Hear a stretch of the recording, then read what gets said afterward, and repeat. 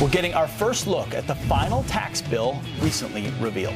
Overall, this is a $1.5 trillion tax cut, the biggest in over 30 years. I think that we are going to be in a position to pass something as early as next week, which will be monumental.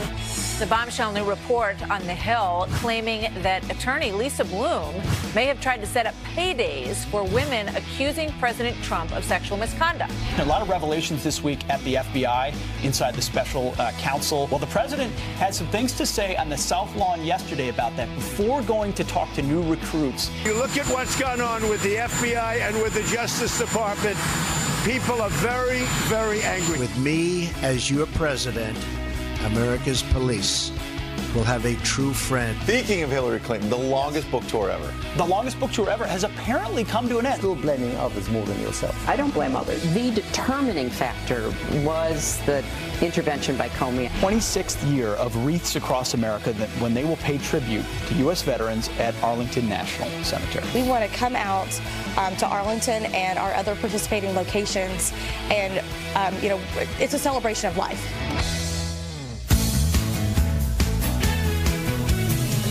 Thank you. Yeah. By the way, I'm so excited about this tax reform because I'm happy for America and the economy, but I'm more happy that it saved Christmas for me because they're getting it done next week. That means they are. I was calling it Operation Save Your Marriage to Sean. I told him, get it done. Get it done so you can come home for Christmas. That's right. And the person and it looks like they did it. Yep. And the man working around the clock for us is Doug McKelway. We're going to go to this Fox News alert.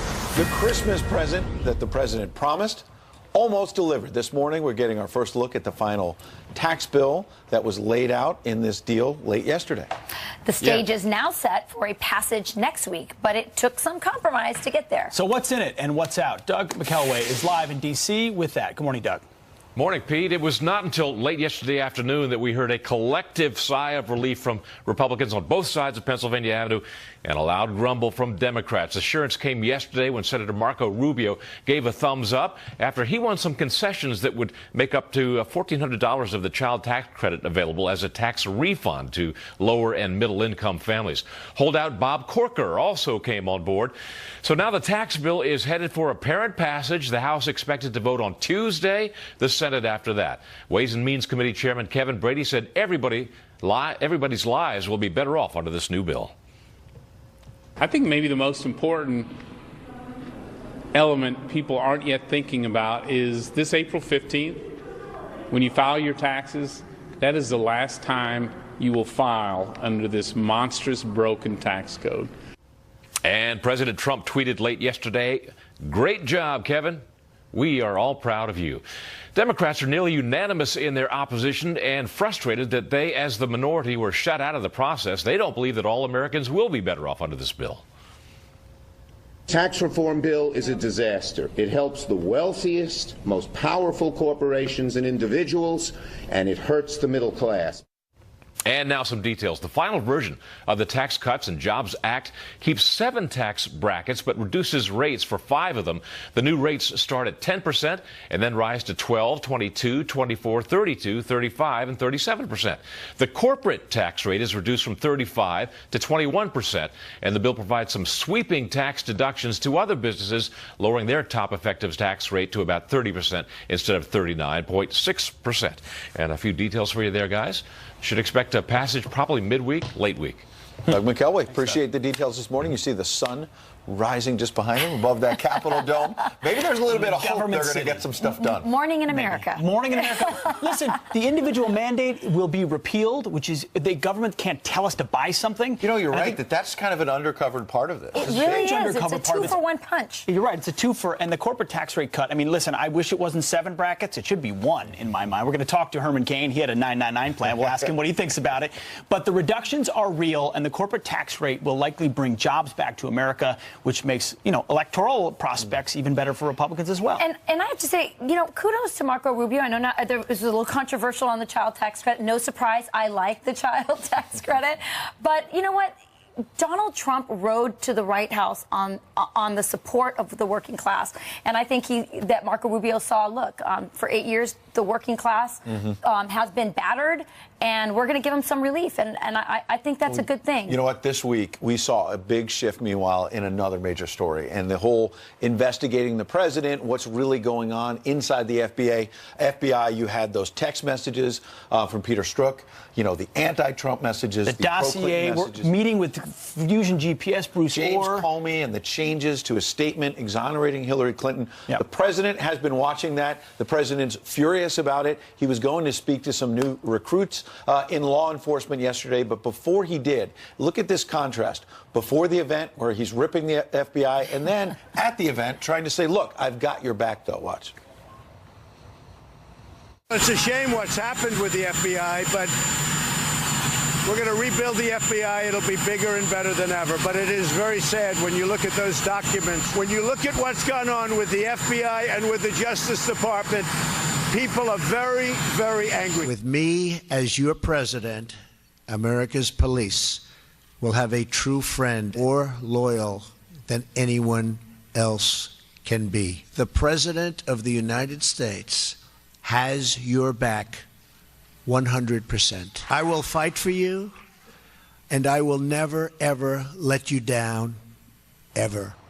Well, a lot of people have pointed out you can hold both to be true. In fact, both can reinforce each other by cleaning out the swamp of leadership that looks politicized. Right. You're empowering the rank-and-file FBI agents, law enforcement, to actually fight crime and do their job in a way that is apolitical, which is what we want from these agencies. Absolutely. I think the liberals look at this and they go, "Oh my gosh, he looks schizophrenic." You know, he's talking out of both sides of his mouth. But I think that was my liberal impression. Yeah, that was pretty good. Wow, that's pretty dramatic. But I think the boots, as they like to say, the boots versus the suits, the boots get it. In fact, I read reports that when they found out that Trump was coming to speak, that they all cheered. So they, you know, nobody can question that this president loves law enforcement. He has been behind them 100%. So when he says, "I'm your greatest defender, I'm fighting for you, I'm behind you 100%," who cannot believe that? I mean, he has been 100% behind. Well, and on top of all the revelation we talked about, the text messages, the situation with James Comey and the changing of his exoneration statement started out as, well, maybe it was grossly negligent for Hillary Clinton to have that email server, which could be criminal. And then it gets watered down. And then, of course, she doesn't face charges. And then look at Bruce Orr at the Justice Department this week. Demoted because he did not disclose to top officials his meetings with Fusion GPS. His wife worked for him. His wife got paid by them. And that put together the dossier that led to a lot of this investigating. And so Jeff Sessions, the Attorney General, President previously called him the beleaguered AG some months ago, you'll remember, was pressed yesterday by a reporter. Does this mean there'll be a second special counsel? Would you consider such a special counsel? Well, our responsibility, and it's clear, is to provide the highest possible professional standards of law enforcement that we can provide to the American people. So we're going to take seriously the concerns that have been expressed. Rosenstein has testified before the Congress again just yesterday, and we want to be open with them. People will say he recused himself from the Russia investigation because it was looking into the campaign, which he's not supposed to do. But a lot of questions for folks, why does he seem to be preemptively recusing himself and the Justice Department from looking into all these obvious aspects where political bias could have been, may have been used, and it's worth looking at? I mean, take Bruce Orr and his wife again. He not only met with Fusion GPS before the election, but then again after the election. To what end and for what reason? He's been demoted. Why hasn't he been fired? Peter Strzok with the text messages. He gets reassigned. Where do they put him? They put him in HR at the FBI. So he's teaching other people what to do. What does it take to get fired at the FBI? It's so true. In government, it's tough. Well, what does it take to get fired? Jason Chaffetz has a pretty strong opinion on the future of the Attorney General. Take a listen. It pains me to say this a little bit, but I don't think the Attorney General is up to the job that he's doing. He's absent from this. The reason there's a special counsel is because he had to recuse himself from everything.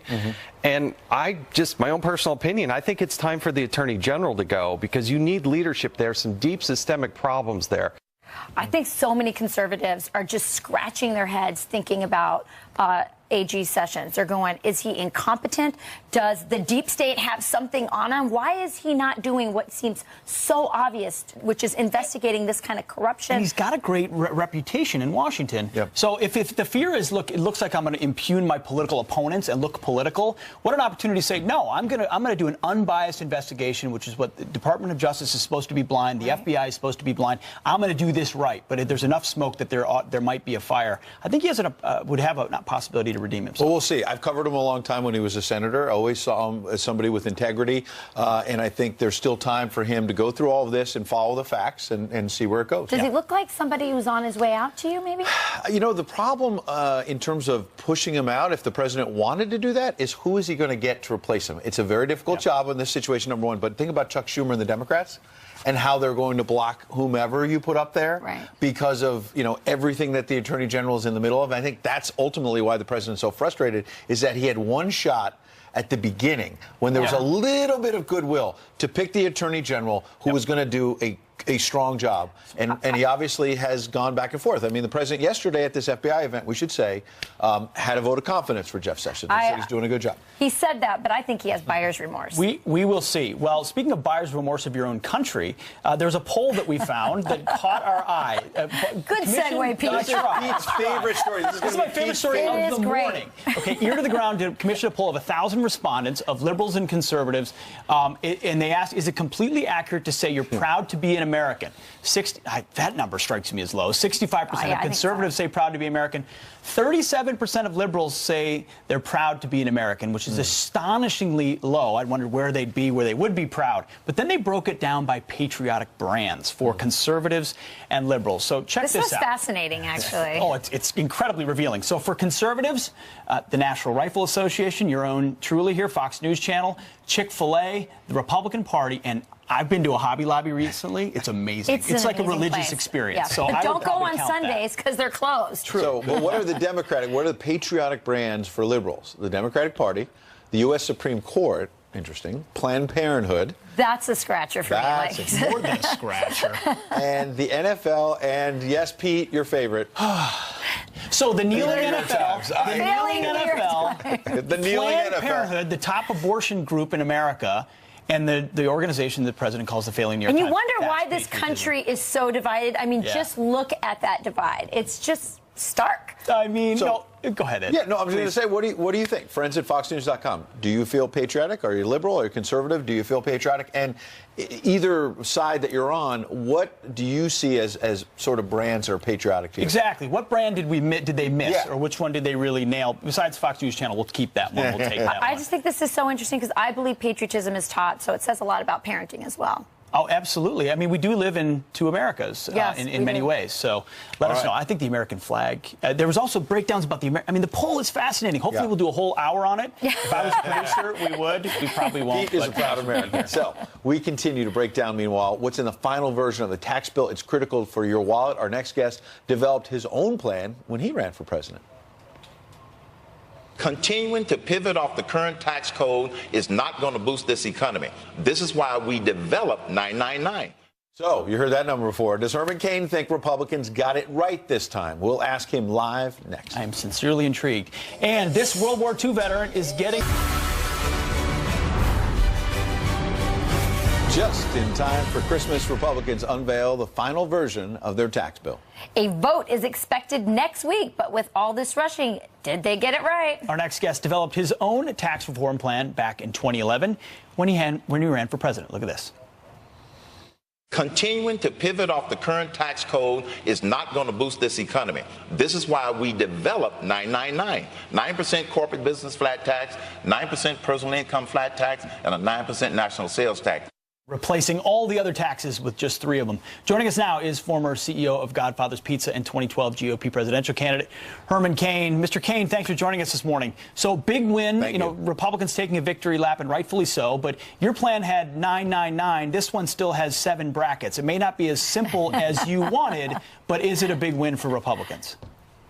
It's not 999, but it's fine, fine, fine. And here's why. There are about 16 moving parts to the Republican plan. Now, I could go through all 16 or I could go through 9, but I won't do that.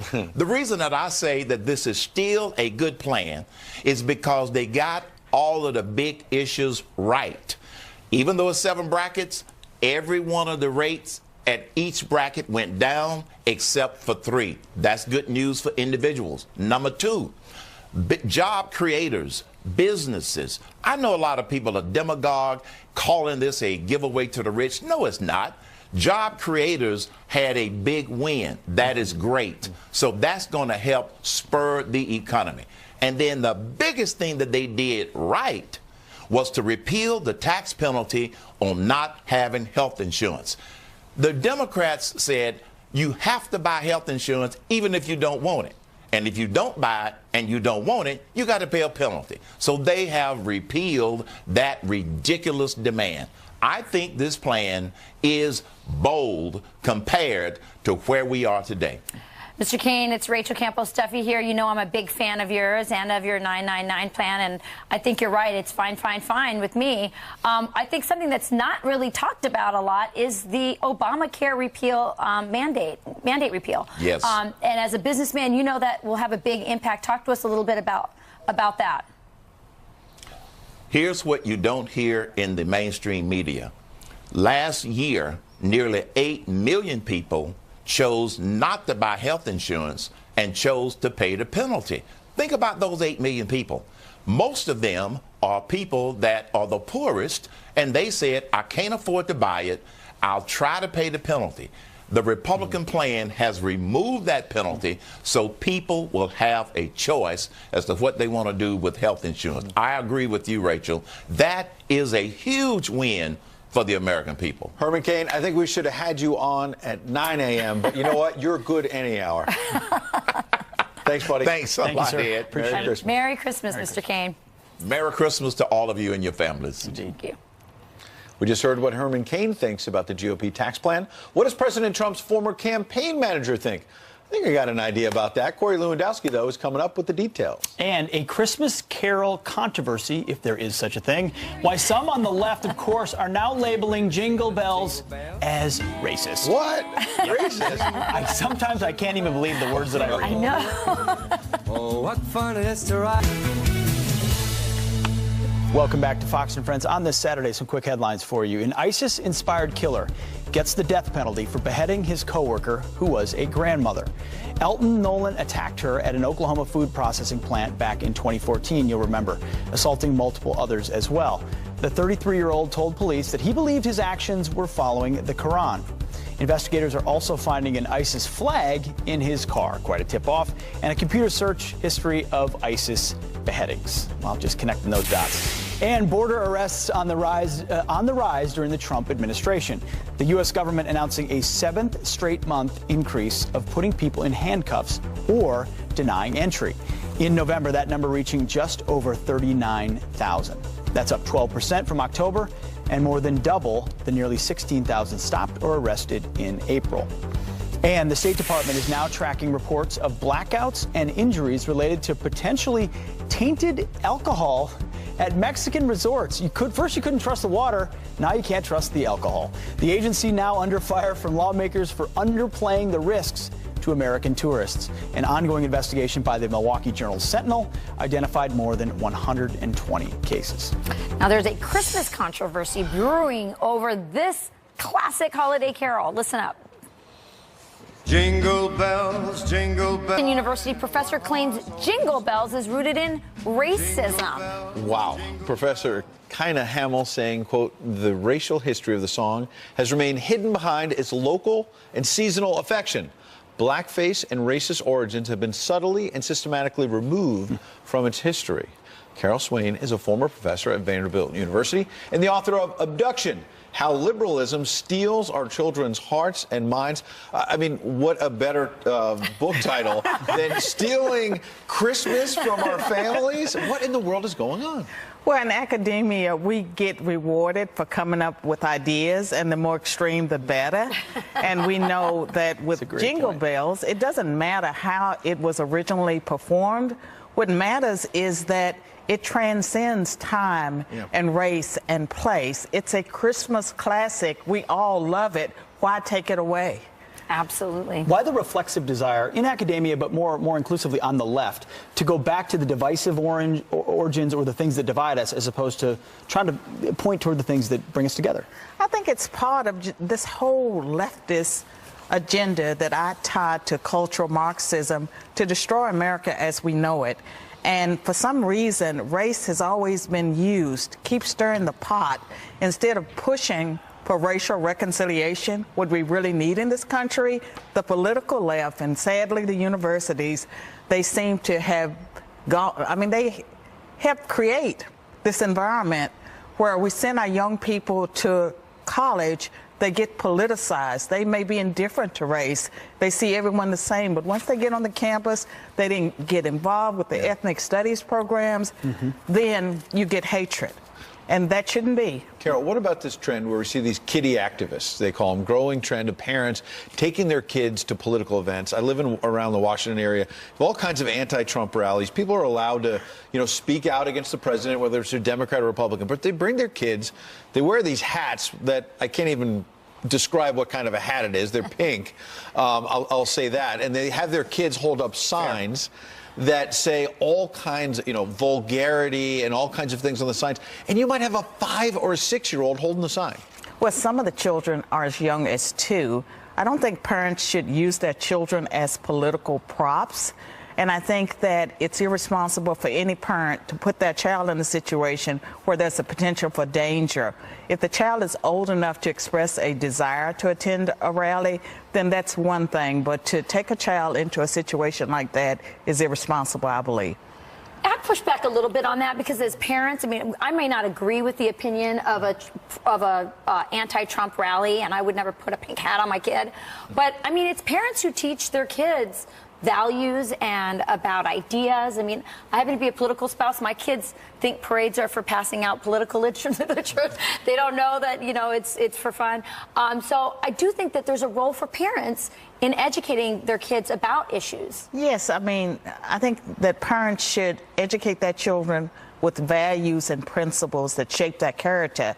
I don't see how taking a child to a protest rally, and I know there have been some teachers that have taken their whole classroom to a rally, a protest, without parental permission. That's right. There was a teacher that took a class to a field trip to a sex novelty shop. I talk about that in my book. There's something very, very wrong. There's something that I think we should all be concerned about. And a lot of those children, when they get old enough to think, they're going to rebel against what their parents have done to them. It's a great point. It's one thing to pass out literature at a parade. It's another thing to go to the Brooklyn Public Library for social justice story time and read your 1-year-old A is for activist. This is effectively liberal indoctrination, too, for a lot of parents. It is, and I find in college that the young people, they come and they have memorized all the answers to all the politically correct issues of our day. They think they know everything, and only the conservatives get challenged. Carol Swain, we appreciate you coming in. Thank you. Common sense. Get your book, Abduction, Stealing the... How Liberalism Steals the Hearts and Minds of Our Children. I love the title. Thank you. All right. Let's save Jingle Bells. Right? Okay, that's right. Save Jingle Bells. Coming up, it's happened again. Another hidden camera found spying on a family, this time on a cruise ship. And the left is calling President Trump crazy for his concerns about the credibility of Bob Mueller's investigation. But is he not onto something? Corey Lewandowski here to weigh in on that and much more next. It's a shame what's happened with the FBI, but we're going to rebuild the FBI. It'll be bigger and better than ever. But it is very sad when you look at those documents, and how they've done that is really, really disgraceful. And you have a lot of very angry people that are seeing it. It's a very sad thing to watch. Well, let's bring in Corey Lewandowski, the former campaign manager to President Donald Trump. And Corey, I think what he's saying in part is when they rebuild the FBI, it's going to be huge, not just big. You know better than anyone, author of Let Trump Be Trump with David Bossie. But in all seriousness, moving forward here, this was a pretty dramatic week, Corey, in terms of how the narrative has shifted in terms of FBI problems with the anti-Trump text, the James Comey changes in the Hillary Clinton exoneration statement. It's pretty dramatic. Well, it is dramatic, and what it shows is, unfortunately, the deep state is very real. And if you remember, it wasn't that long ago, Jim Comey was sitting in front of Congress telling them that he was leaking information to the media so that it could be used against this administration. And there has been no accountability for that whatsoever. And you also have to remember that you have got one FBI agent who was part of the significant part of the investigation to the Clinton administration, where he changed the rules, changed what it should say on the final outcome, interviewed Huma Abedin, interviewed Cheryl Mills, never accused them of lying, never brought them up under oath, but the rules are different for Mike Flynn, and that's what I think President Trump is concerned about, is those individuals. And look, that FBI agent, who also, I think, was having an illicit affair with an attorney over there, is now at the Human Resources Department. Where is the accountability in the deep state? Corey, I just want to correct one quick thing. You said the Clinton administration when you meant the Clinton campaign. You did that. I meant the Clinton cabal, excuse me. Oh, okay, well, because you got last time you said that on the show, you got a lot of grief from people saying. Well, Ed, the reason is I saw Crooked Hillary this week at a book signing I was doing. She came in. She was literally right in front of me. She asked a question, what happened? I said, let Trump be Trump happen. You had that line ready to go. I love it. Of course. Corey, Comey's been tweeting. I think the latest tweet he wrote was, the citizen safety lies in the prosecutor who serves the law and not factional purposes. A quote from Robert H. Jackson, a former attorney general. Tell me, what do you make of all these cryptic tweets from former Director Comey? Well, I think it's been widely reported now, Jim Comey signed a nice book tour, nice book. I think he's got $10 million coming to him based on his time at the FBI, and he's trying to get some credibility back. This is a man who sat in front of Congress and had to change his testimony on multiple occasions. This is a man who has testified under oath that he took information he received as the director of the FBI and gave it to a law professor to make sure that was put out to the public. That is a crime. I don't understand why the Justice Department has not gone after Jim Comey, and he's trying to keep an image of a holier than thou when he's a person who has lied to Congress and given out information and is not being prosecuted. But I mean, Corey, like cryptic, poetic Bible verses. I mean, what is he alluding to? That he's higher, that he's above all of this, and everyone else is just playing in the mud? I think he's trying to keep himself relevant in this day and age right now, and people are talking about him, which is going to be great for his book sales. Look, when you get a $10 million advance on your book, you're supposed to be a government employee. This is everything that has been wrong with the deep state. Jim Comey is the deep state. We've seen it. Look, 99.99% of the people that work for the FBI are great Americans and do their job, but Jim Comey, as the head of it, has been a complete failure. You mentioned Hillary Clinton before. We went back and forth and had a little fun with that. She says she's wrapping up the book tour. I want to give you sort of what Rachel called earlier the greatest hits of the longest book tour ever. This was from the Ellen Show. Watch.